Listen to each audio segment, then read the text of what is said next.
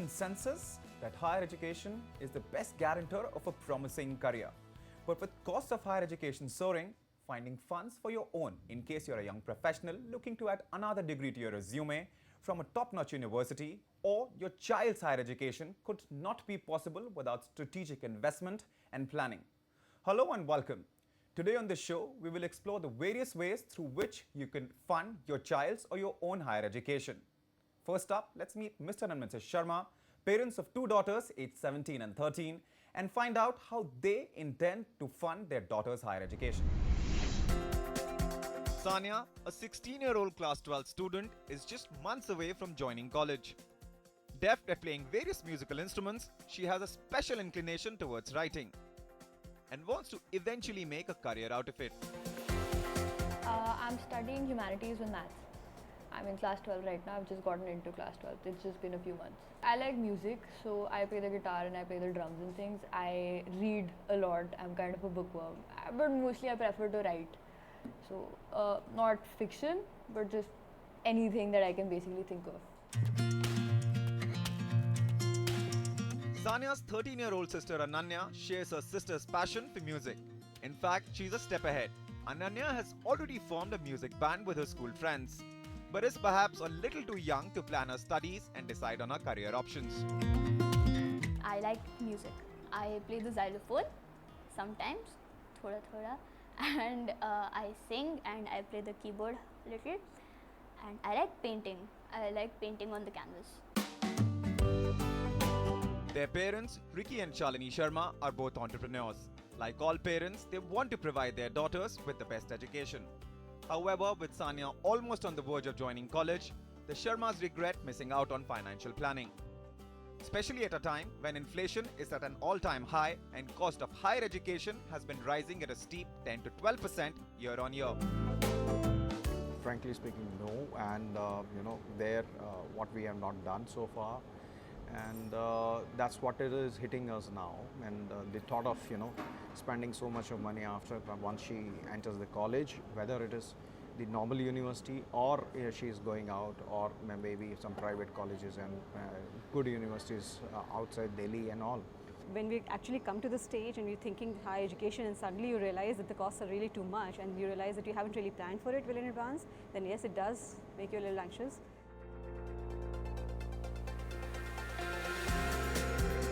The situation isn't very different from that of other parents. Considering that while earlier generations had it easy as the fee in government institutions was modest, the Sharmas agree that parents should start planning their child's education as early as possible. Idea is, yes, definitely we have not done it as our parents have not done it. So plan. I think it's the moment a child is born, I think you should start thinking about it from that stage itself. I think we're already late because we were kind of happy-go-lucky. We really didn't think that education is going to cost that much because it didn't cost that much when we were studying. So I think, we should start as early as possible and not wait till the nth hour to actually start thinking about it. I think the sooner you plan, the better you can kind of plan it and provide for it. With Sania just a year away from getting into a college and with less than 5 years for Ananya to step into college, what can the Sharmas piggy bank on as far as financial planning for their daughters is concerned? Here's over to Amit Kukreja, a Delhi-based FPSB or Financial Planning Standards Board India certified financial planner, for some advice. While Indian parents are known to go to any extent to fund their child's education, in many cases it's seen, if statistics are an indication, that often they fail to have a proper financial plan in place for it. I, along with Mr. and Mrs. Sharma, are now joined by Mr. Amit Kukreja, a certified financial planner, FPSB India. So, Mr. and Mrs. Sharma, let's perhaps we should start by talking about Sania, I guess, and then we will talk about Ananya. Ananya being the younger one. She's 17, and in a year's time, she has to go to college. And while she is going to a college in India, of course, the kind of money which we're talking about here is, of course, in lakhs. I guess roughly 6 to 8 lakhs. Will that be safe to assume? 6 to 8 lakhs. And not much time before they have to come up with that kind of money. And in this context, it's very important to also realize that it's very important to have a plan. Yeah, absolutely. So given that her higher education is just a year away from today, did you earmark anything for her education fund? And did you create any asset that you thought 3-4 years ago that will be something that will help her get the education funds ready?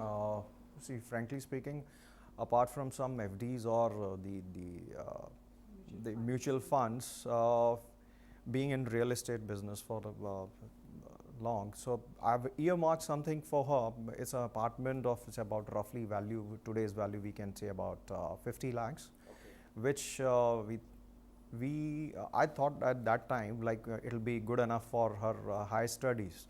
I think that is the thing I have done so far, and this is the conscious decision we have taken at that time, both of us. So now you can suggest if it'll be good enough for her to take up the further studies. You were talking about the fact that if the need is now, the asset should be liquidated a couple of years before that.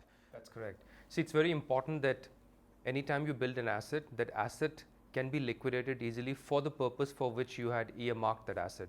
In this situation, her education is of paramount importance, and we need to make sure that the assets are liquidated so that you have the liquidity with you so that you can fund it consecutively for 4 or 5 consecutive years.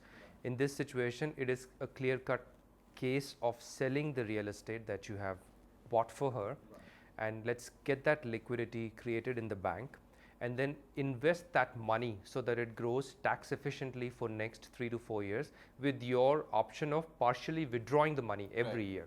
Because you would be needing 6 to 8 lakhs a year. You don't need the entire corpus. The other corpus can stay invested in a tax efficient mutual funds or tax efficient fixed maturity plans or any other capital market based instrument. Right. And why do we have to liquidate those assets, real estate assets, so many years in advance? Because it's in the cyclical business situation, sometimes these assets, they don't sell when you need them the most. Right. You need to ensure that a good amount of your portfolio is in the liquid asset form. Right. Significant chunk, especially the corpus that is required, is huge. 3 years later, she wants to go for her post-graduation as well, for which, correct me if I'm wrong, Mr. and Mrs. Sharma, that she wants to go to a foreign country. Is that correct? Yeah. So in that case, of course, we're talking about another set of huge amount of money. Absolutely. So the other variable, Yes. which hurts in the second case, is the rupee-dollar relationship. Right. We have seen rupee depreciating in last 1 week. We need to ensure that the asset we have earmarked for overseas education is hedged against the rupee-dollar depreciation. Right. So in these situations, I normally advise my clients to acquire foreign assets through the mutual fund route so that the money is parked in the dollar value. Right. And because the relationship is insulated because your money is parked in dollar value, the depreciation that happens actually works in your favor. It Right. creates a bigger corpus for you in rupees. Right? So in this situation, we need to go into a detailed planning session to figure out how much is that corpus which is required for post-grad in US or UK or any other country, and then how are we investing that money in India or outside India through mutual fund route, and then how are we building that tax efficiency, and is it really possible? Would 3 to 4 years be okay for investing and building a portfolio in that particular time to fund her education after 3 years? See, I think return is not that important for funding her education overseas. What is more important in this case is the depreciation risk that a rupee may have against dollar. So if you can park your money in overseas assets, which means your money is already converted in dollar in today's time, you will hedge that risk. Yeah, that's very interesting actually. Yeah, I never yes. thought of it that way. The younger one. And in her case, we still have a few more years. We really don't know what is it that she wants to do really, because it's too young, too early to actually figure out what she wants to do in life. Which could be very confusing for parents. I mean, you can plan only when you know what you want to do, right? So in this case, what kind of a plan should parents have? So in Ananya's situation, we have a better opportunity. Assuming we are starting from scratch, we can start our systematic investment plans in hybrid equity-based mutual funds.